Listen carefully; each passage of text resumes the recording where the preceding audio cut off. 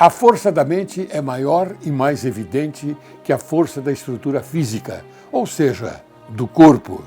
Frequentemente vemos que o corpo assume condições de sobreviver à mente, exceto quando morrem ao mesmo tempo.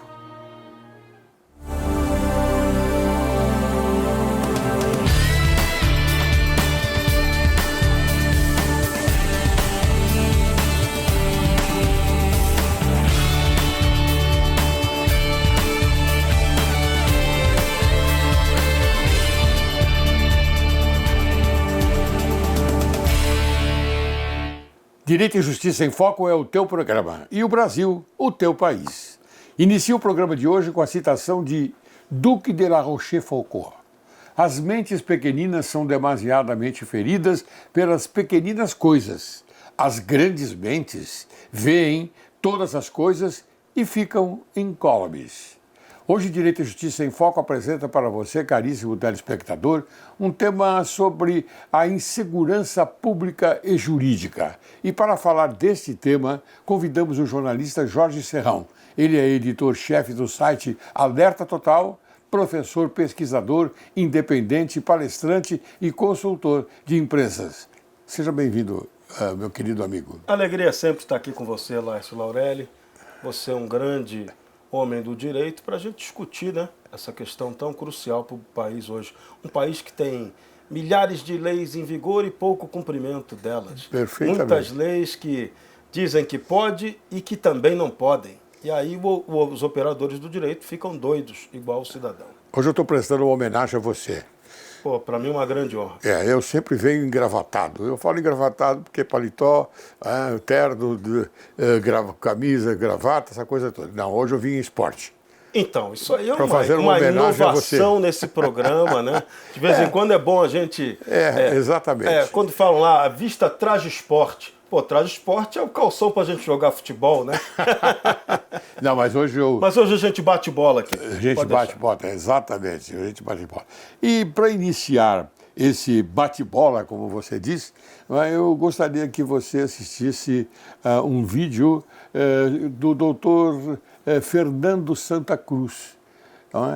Você sabe que o que está sendo discutido atualmente na mídia, não é? Sim, o presidente da OAB Nacional resolveu declarar guerra ao presidente Jair Bolsonaro. Exatamente, como se essa guerra fosse uma coisa importante para o Brasil, que não é. Não é importante porque os fatos, segundo o nosso entendimento, segundo a nossa visão, eles ocorreram mesmo, só que de uma forma diferenciada e não aquela que os da esquerda colocam. A esquerda adora contar a história de maneira mentirosa. E aí, hoje o Bolsonaro resolve confrontar isso e aí fica interessante o debate. Isso. Então vamos assistir? Vamos lá. Vídeo. O presidente Jair Bolsonaro falou hoje por 2 vezes sobre o desaparecimento na ditadura militar de Fernando Augusto de Santa Cruz Oliveira, pai do atual presidente da Ordem dos Advogados do Brasil.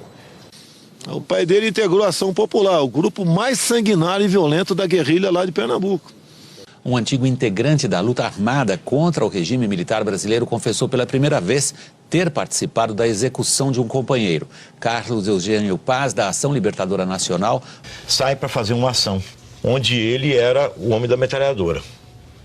Foram lá, expropriaram um carro, quando foram trocar a placa do carro no matagal, chega a polícia, ele pega a metralhadora dele e se manda, sai correndo sem dar um tiro, sem avisar os companheiros. Ou seja, expondo os companheiros à prisão, morte e tortura. Até um momento em que as direções da Ação Libertadora Nacional, a direção regional de São Paulo e a direção nacional da ILN tomou essa decisão. Então, realmente, nós fomos lá e cumprimos a tarefa. Você participou diretamente da execução, então? Participei sim da ação. A tiros, numa rua, no jardim. Atacar a memória dos mortos e a causar mais ódio numa sociedade que já tem muito ódio e já está muito dividida. Fernando Augusto de Santa Cruz Oliveira, pai do presidente da OAB, integrou a Ação Popular. E, segundo ele, a própria cúpula da AP, a Organização Ação Popular do Rio, decidiu sumir com Fernando Augusto, que era do grupo em Recife. E o pessoal da AP do Rio de Janeiro ficou Primeiro, ficaram estupefatos, né? Como é que pode esse cara vir do Recife se encontrar conosco aqui? O contato não seria com ele, seria com a cúpula da Ação Popular de Recife. E eles resolveram sumir o pai do Santa Cruz. Essa é a informação que eu tive na época. E as declarações provocaram manifestações de protesto da sociedade civil. Participei sim da ação. A tiros, na rua, no jardim. A esquerda começou a matar os seus próprios militantes. Justiçamento é quando um tribunal revolucionário da organização, ele decide que, para fazer justiça, alguém terá que ser executado. Francisco Jacques de Alvarenga foi fuzilado num colégio do Rio de Janeiro em junho de 1973. Outro caso de justiçamento investigado pela Folha foi o caso do militante Márcio Leite de Toledo. Ele morreu em São Paulo em março de 1971. Márcio foi condenado à morte pela suspeita de estar traindo, sem sequer ter traído, ou, nas palavras da organização, porque estava vacilando. Ele percebeu que a luta estava se tornando inglória, porque muitos companheiros estavam sendo abatidos. Então ele queria, na época, estrategicamente recuar, se reorganizar e voltar com uma atuação política. E parece que ele não foi bem compreendido. E como ele sabia muito, ele teria que ser morto. Na verdade, ele não foi morto, ele foi assassinado, covardemente assassinado. Participei da decisão, fui favorável, esse companheiro tinha se tornado um perigo para a organização e deixamos um panfleto, quer dizer, não foi nenhuma ação que a LN tenha tido vergonha de tomar aquela medida. Eu acho que a organização tomou a medida correta naquele momento, que era um momento de guerra. Ele é um assassino.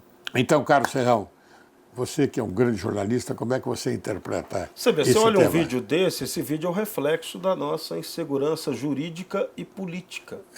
Mais uma vez a gente vê aí no ar uma polêmica inútil sobre fatos do passado, ainda muito mal esclarecidos, muito mal contados.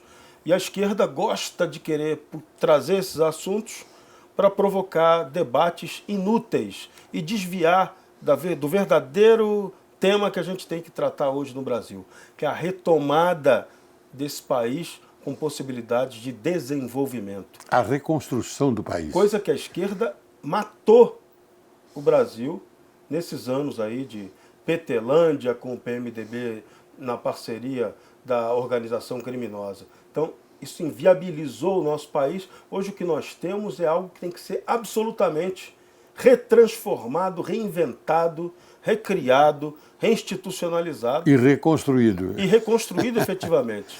Exatamente. Eu vejo por aí também. Parabéns pela sua observação. É sempre aquela que, afinal de contas, nós procuramos passar para a sociedade brasileira. Bolsonaro fala demais?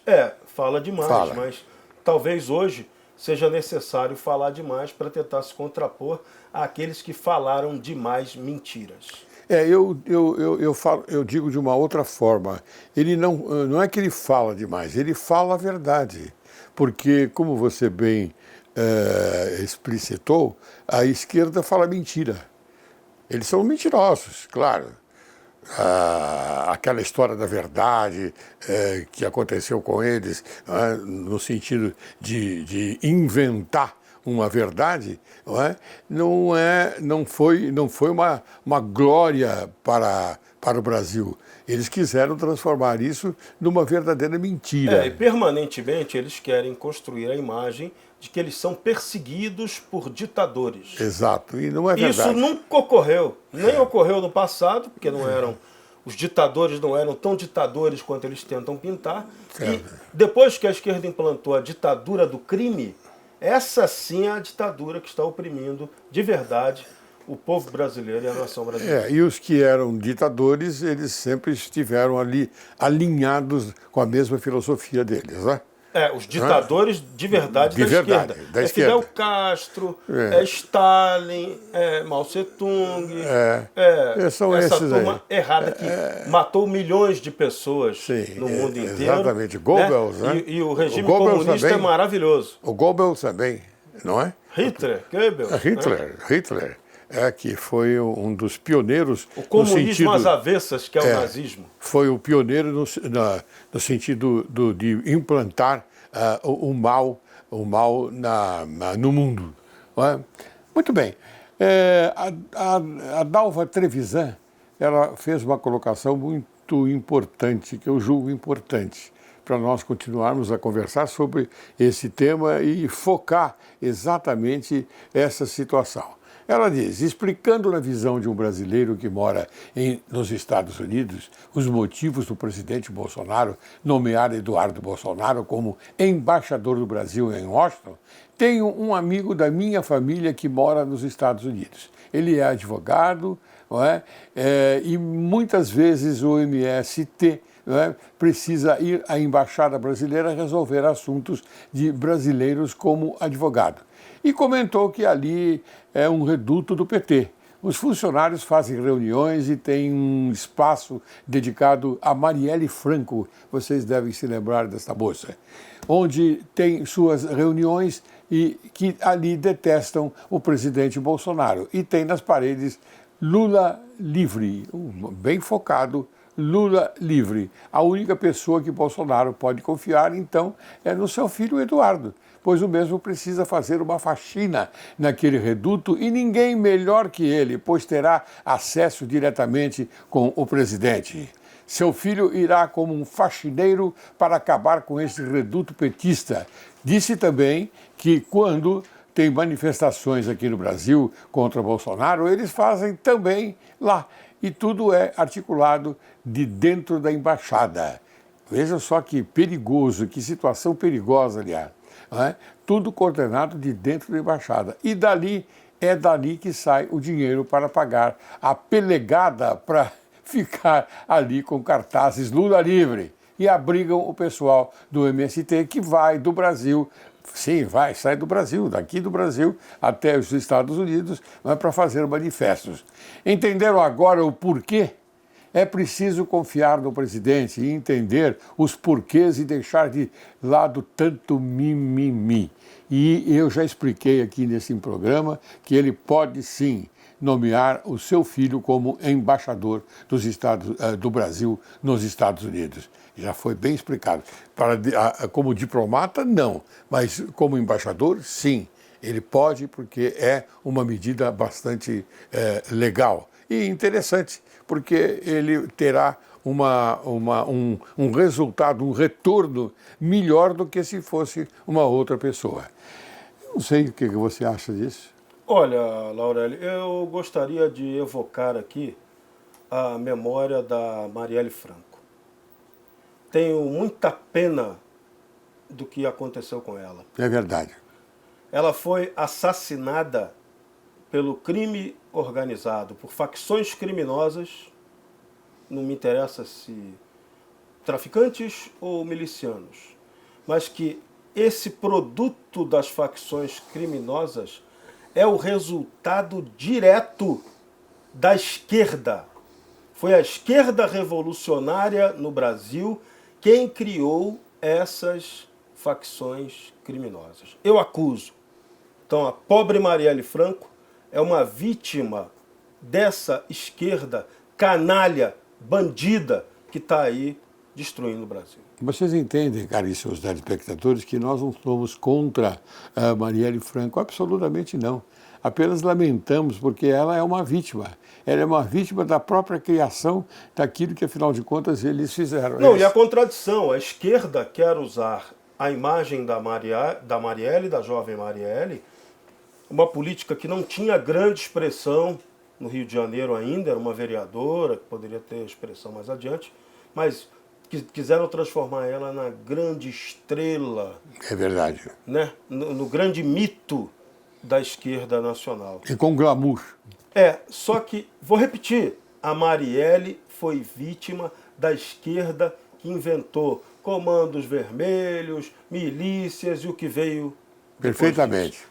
Ninguém lembra disso. A mídia canalha, a extrema mídia não lembra disso, mas eu lembro. Porque a mídia não faz as colocações que nós fazemos aqui, porque nós não somos, não escondemos a verdade. Quer dizer, entendemos que ela é vítima, inclusive fazemos uma menção de sentimento com ela, não é? Pois nós falamos aquilo que é verdadeiro. A mesma mídia que matou, a mesma mídia que assassinou o Tim Lopes. Já que você está fazendo esta colocação, eu pergunto porque muita gente não sabe. Quem foi o criador do Comando Vermelho? O Comando Vermelho foi uma criação da esquerda. A esquerda brasileira revolucionária foi quem criou o Comando Vermelho como braço auxiliar da atuação guerrilheira para tentar promover o comunismo no Brasil. Isso todo mundo sabe, isso é dado histórico, não pode ser negado. E a evolução do Comando Vermelho, as demais facções criminosas, elas têm essa mesma concepção de guerrilha de esquerda. Então, nada mudou, nada se altera. Ah, mas a milícia que combate, pretensamente combate essas facções criminosas, tem a mesma característica de movimento revolucionário para se contrapor a uma ordem vigente, né? A milícia quer tomar o lugar que seria da polícia, o papel do Estado. Então, isso é uma quebra revolucionária do processo. E sobre o Foro de São Paulo, o que você tem a falar? O Foro de São Paulo, fundado em 1990 aqui no Brasil por Lula, Hugo Chávez e Fidel Castro, ele é o quê? Ele é a união de todas essas facções criminosas, narco-guerrilheiras da América Latina. E está aí fazendo encontros, todo ano posando de entidade, né, que mereça legitimidade. Foro de São Paulo, como bem já denunciou Graça Salgueiro, Olavo de Carvalho, Graça Wagner na história do Brasil, é uma entidade formada por criminosos. Ponto. Acabou. Não tem legitimidade. É uma entidade que, afinal de contas, ela visa expandir, não é, o crime ainda mais contundente. Eu não diria nem que ela visa expandir o crime. O Foro de São Paulo quer implantar a ordem de esquerda na América Latina. Não conseguiu e não vai conseguir. É isso, ponto. Tá certo. Bem, vamos prosseguir. E eu quero perguntar a você se entende certo que toda a defesa do Luiz Inácio Lula da Silva, com todo respeito ao ex-presidente, esteja concentrada em ter o julgador conversado, em tese, de forma inapropriada com os promotores federais. Sim, porque eles estão fomentando o fato de que esta conversa é que levou a acusação a ter um procedimento bastante grave contra ele. O PT consegue com que o poste faça xixi no cachorro. A questão que eles estão colocando é completamente absurda. Claro. As conversas eventuais de troca de WhatsApp que o Verdevaldo lá da Intercept divulgou de maneira criminosa, né? Você faz uma invasão de um telefone celular de pessoas ou de autoridades e divulga sem autorização delas para o mundo inteiro, isso é criminoso. Isso é crime. Isso não é jornalístico, isso é crime. Para começar a conversa. Eu pergunto a você que é um excelente jornalista. Aí eles fazem uma distorção completa da história. Os dois podem conversar à vontade, isso não vai afetar o mérito do processo. E a grande questão do caso de Lula, e que o PT erra quando vai fazer a defesa do Lula, é que o Lula teve o direito à ampla defesa processual. O Lula não foi vítima de uma ditadura judicial. Ele teve o amplo direito de defesa e foi condenado pelo juiz Sérgio Moro com sentença confirmada no primeiro julgamento de condenação pelo Tribunal Regional Federal da 4ª Região. Então, teve amplo direito de defesa. Sim. Não há razão para nenhuma reclamação do PT. Esse caso, para mim, se encerra. Não dá nem para a gente perder tempo falando com isso. Lula tem que cumprir seu tempo de prisão. Aliás, estranho, por que ele ainda tem a mordomia de cumprir o seu tempo de prisão na cela especial lá da Polícia Federal. Da Polícia Federal de Curitiba. Né? Que tem, de Curitiba, né? Em Curitiba, que tem televisão, tem esteira de ginástica. Tem toda a mordomia. É um preso com mordomia. Os outros presos brasileiros, aqueles que recentemente agora, 54 que morreram lá no Pará, no massacre lá no Pará, deveriam reivindicar a mesma regalia. A mesma regalia, exatamente, deveriam mesmo. Eles não têm. É uma questão de isonomia, né? Eles não têm. Você entende também que os fatos veiculados nessa conversa, se verdadeiros, valeriam muito mais que o fato material objeto da condenação do ex-presidente Lula? Claro que não. Primeiro que essa conversa ali entre um e outro não tem validade nenhuma para qualquer debate jurídico. Essa é a primeira coisa que tinha que ser dita e botar logo uma pedra em cima da questão. Porque você... Segundo, a gente tem que insistir. Todas as provas obtidas contra Luiz Inácio Lula da Silva são legais, foram obtidas dentro da lei e da ordem e do regime mínimo de Estado democrático de direito. Então o PT não tem direito a reclamar coisa nenhuma. Acho até tem uma tese de que a Lava Jato foi muito boa com o PT, ela deixou de investigar crimes muito mais sérios que ilustres petistas cometeram, por exemplo, na gestão de empresas estatais. A Lava Jato está nos devendo a condenação de criminosos, membros do Partido dos Trabalhadores, que atuaram na gestão de empresas públicas brasileiras e que cometeram crimes societários, crimes contra investidores dessas empresas. O Estado brasileiro e investidores privados. Muito bem, bem colocado. Isso não está apurado. Mas pode ser apurado a qualquer momento. Tem que ser, tomara que seja. Pode ser apurado a qualquer momento. Muito bem, a mídia forte não deveria se importar em discutir se a prova material condenatória foi o que levou um juiz, 3 desembargadores e 5 ministros do Supremo Tribunal Federal a entender que ocorreu uma grave infração penal na conduta do ex-presidente Lula da Silva. Eu estou fazendo um bis aqui naquilo que você falou. Mas é isso, você resumiu bem. Não é? Quer dizer, um juiz, 3 desembargadores e 5 ministros entenderam que ocorreu uma grave infração penal na conduta do ex-presidente Lula da Silva. Sim, ele correto? foi condenado por isso. Teve até sua pena diminuída na revisão de sentença.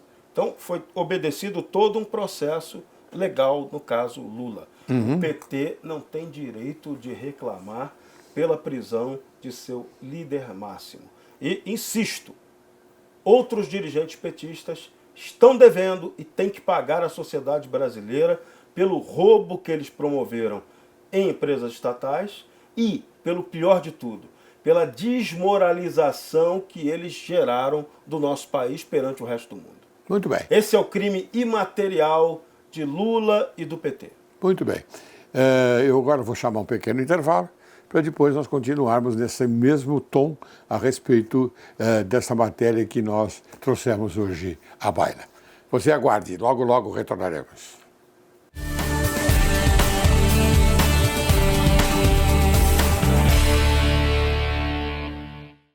Direito e Justiça em Foco tem a honra de dar uma dica a você, caríssimo telespectador.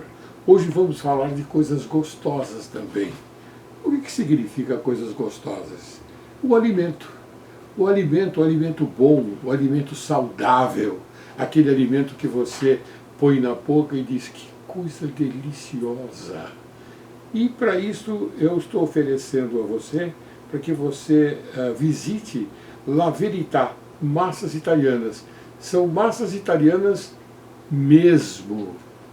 Não é mesmice aqui das massas turbulentas que você vai a um restaurante e come coisas que não são saudáveis. Não. Massa italiana, sêmola italiana. Então você vai se deliciar. Portanto, eu peço a você que quando pensar em massas, você vá até La Verità, que fica na rua Martim Francisco, 430, Santa Cecília, nesta capital do estado de São Paulo. O Instagram também você pode acessar, instagram.com/La Verità Massas. E o telefone 98992-3550. Olha, eu falei tudo isso aqui, estou com uma vontade de comer um nhoque. O nhoque deles é uma delícia, gente. Mas é uma delícia. Dá água na boca. vá até lá, experimente e depois você pode se comunicar aqui comigo, com o Direito e Justiça em Foco e dizer, você está certo, ou então você diga, você está errado. Mas não estou errado, não. Não estou, não. Não estou, não, porque é uma delícia. É uma delícia. Um grande abraço. Olá, sabe quando a gente fala não para nossos filhos e eles continuam fazendo? Então, hoje eu vou falar sobre isso um pouco. Nós usamos muitas vezes a palavra não, nos momentos em que precisamos ensinar às crianças certos limites. Que tal redirecionar o comportamento da criança oferecendo alternativas como ela pode fazer as coisas? Como não pule no sofá, mas pode pular aqui no chão. Ou não corra dentro de casa, mas no jardim pode. Dessa forma, você irá conseguir que ele se arrisque menos, ao mesmo tempo estará respeitando o desenvolvimento dele. O que vocês acham de refletir um pouco sobre isso e começar a praticar? Garanto que vai valer a pena. Obrigada e até o próximo programa.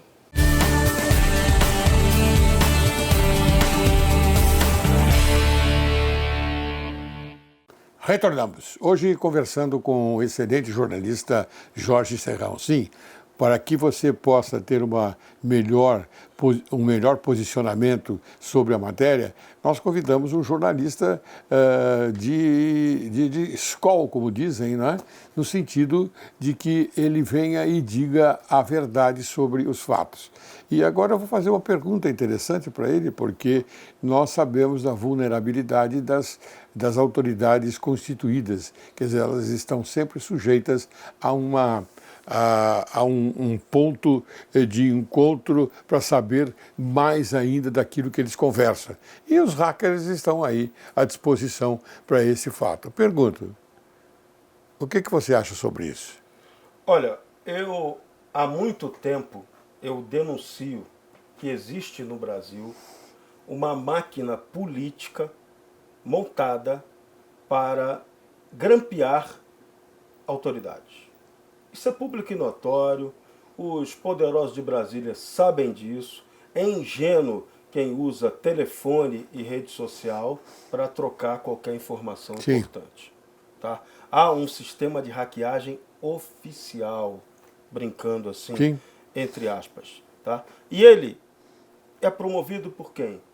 Por esse crime organizado ao qual nós nos referimos desde o início do programa. É o quê? É a facção política com os seus braços, com seus operadores de crime. Sim.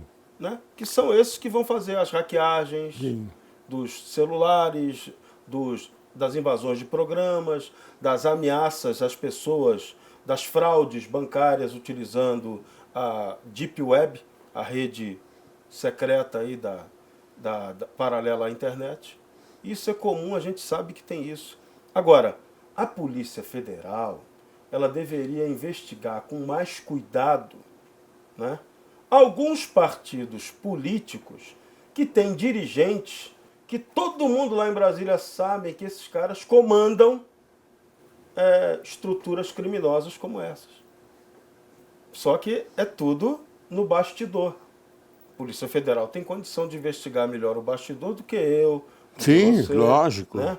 Mas esses bandidos, eles ficam vistoriando autoridades, ministros do Supremo, presidente da Câmara, alguns políticos importantes, ministros de Estado, presidente da República.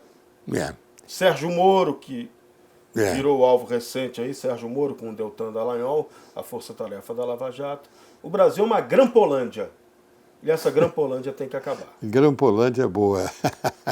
Então quer dizer que eu posso garantir aqui ao telespectador que você também entende que esse gangster digital que invadiu a privacidade das pessoas, financiado pela oposição ao governo Bolsonaro e que aos poucos vai revelando notícias, escancarando com o sigilo profissional de um jornalista, colocando publicamente um fato produto de um crime, quiçá para vender jornal? Olha, eu acho que vai além disso. Vai além. Toda essa espionagem ilegal que ocorre no Brasil, ela tem várias finalidades. Vamos lá. Uma delas é identificar problemas entre aqueles que são alvos da hackeagem. E depois você vai utilizar aquele problema que você identificou do alvo da hackeagem contra ele. Essa é uma ideia. A outra é tentar identificar que tipo de ideia nova, que estratégia ou tática os políticos que estão sendo espionados estão pretendendo fazer e você, como oposição, tentar neutralizar. Esse é um outro modelo.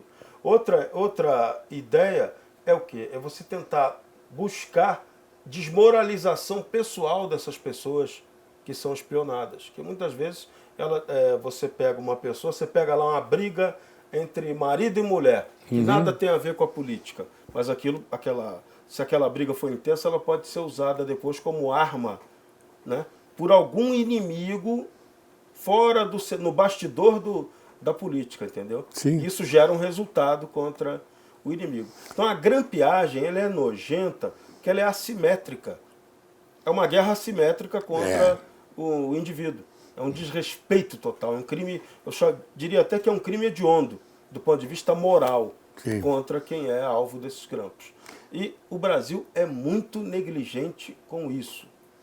É verdade, você tem razão. Eu acho que você apontou a sua flechada, né, na direção certa, porque as autoridades constituídas elas precisam tomar uma providência contra esse tipo de flanco aberto. Sim, e aquela história, quem tem dinheiro tem poder para contratar esses bandidos. Sim. E contrata, os bandidos estão aí, oferecidos. Eu entendo que o maior poder que você outorga à pessoa é dinheiro.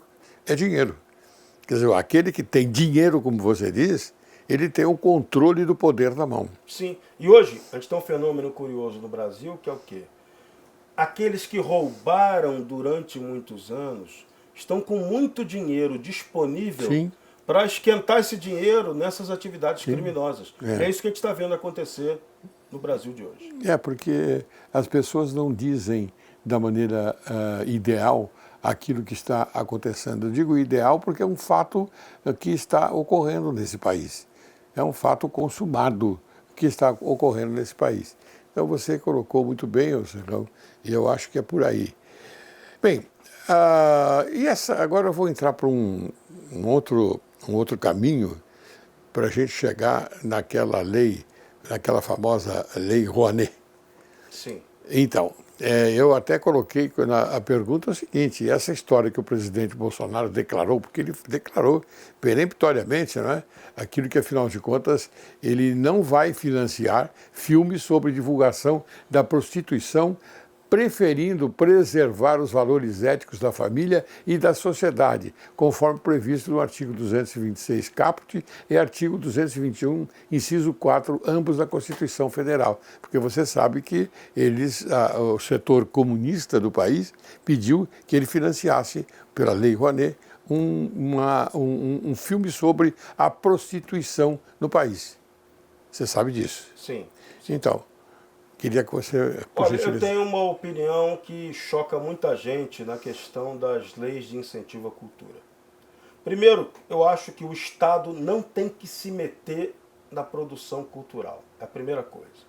Então, esse debate que o presidente criou, ele é interessante, porque estamos vendo uma discussão com idiotas, mas temos que colocar a discussão num ponto mais correto. Todo mundo tem que ter liberdade para produzir o que quiser. Sim. O que a lei de incentivo à cultura faz? Ela dá uma autorização para que o produtor de uma obra cinematográfica, audiovisual ou artística faça aquele trabalho, capte publicidade para aquele trabalho, e aí ele tem um abatimento que vai variar de 4% a 6%, dependendo da lei, no imposto de renda que a empresa vai ter para se beneficiar disso. Só isso. Então, a lei de incentivo à cultura, na verdade, ela não é dinheiro que é dado do Estado para a produção. Isso é bom ficar claro, porque às vezes o Bolsonaro não deixa isso claro. E aí a esquerda faz chororô em cima disso, dizendo, estão tirando a nossa verba. Não, ninguém está tirando verba de nada. Isso é o primeiro ponto, tem que ficar bem claro. O que tem que ficar claro também é isso que eu acabei de falar.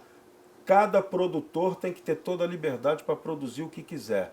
E aí, a sociedade brasileira que vai dizer se aquela pornografia, se aquele tipo de produto ideologicamente induzido é bom ou não. Não cabe ao governante nem ao Estado dar palpite sobre isso. Essa é a opinião muito, muito radical até que eu tenho. Quer dizer, a própria sociedade é quem vai dirimir a questão no sentido da moralidade e da dignidade. Isso.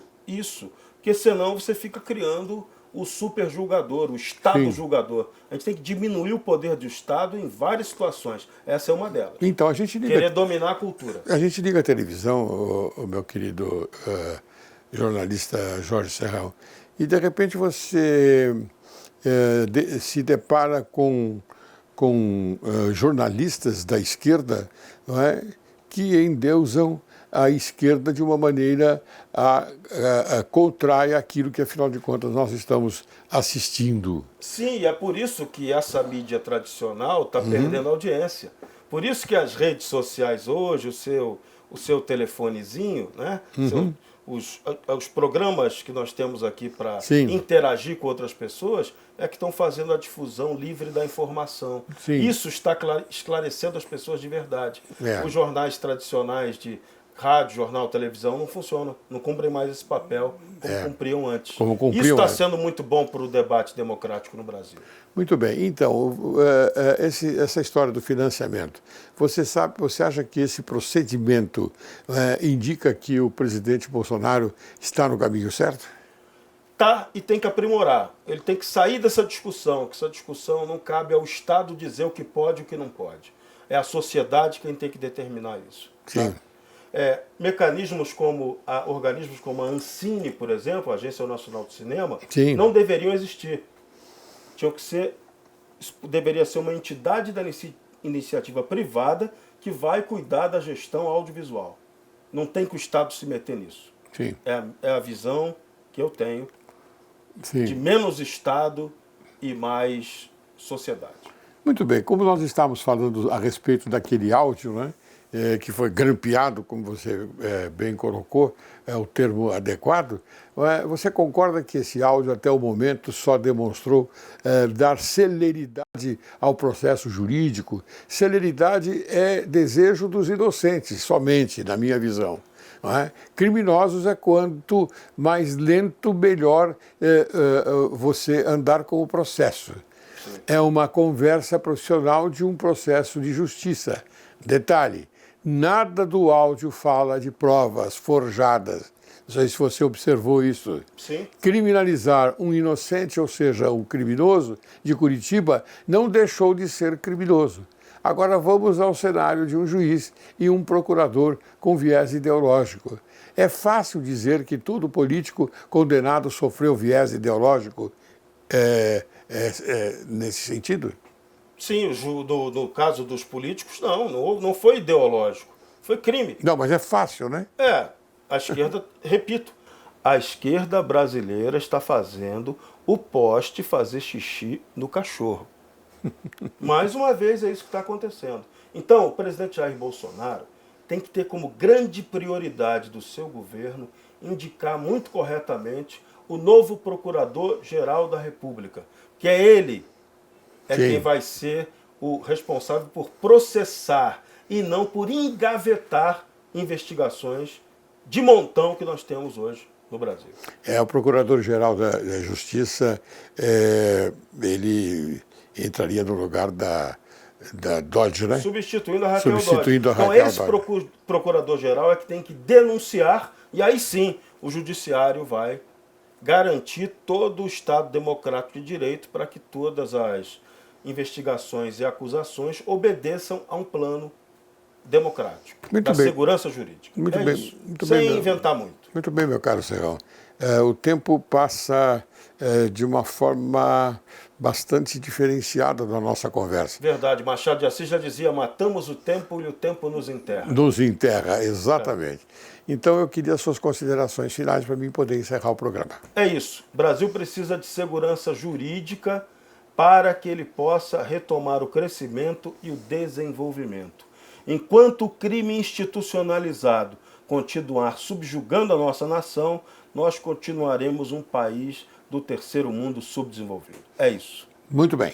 Com essas considerações finais, eu encerro o programa de hoje dizendo o seguinte: a integridade da mente é sagrada. Notadamente, é preciso reconhecer que as grandes mentes são tranquilas na prosperidade e calmas na adversidade, porque é necessário também se usar a calma para você poder responder à altura em determinadas ocasiões, não é? E quero agradecer muito a presença desse notável jornalista Jorge Serrão, que muito honrou o programa Direito e Justiça em Foco e que esclareceu a sociedade brasileira sobre a insegurança pública e jurídica.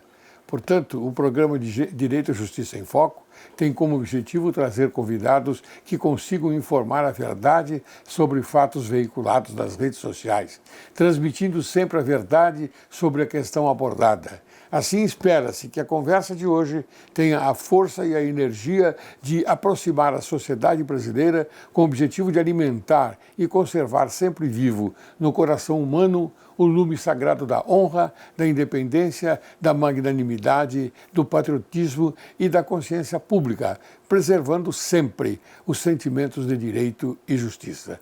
Muito obrigado, Serrão. Obrigado, Laurélio.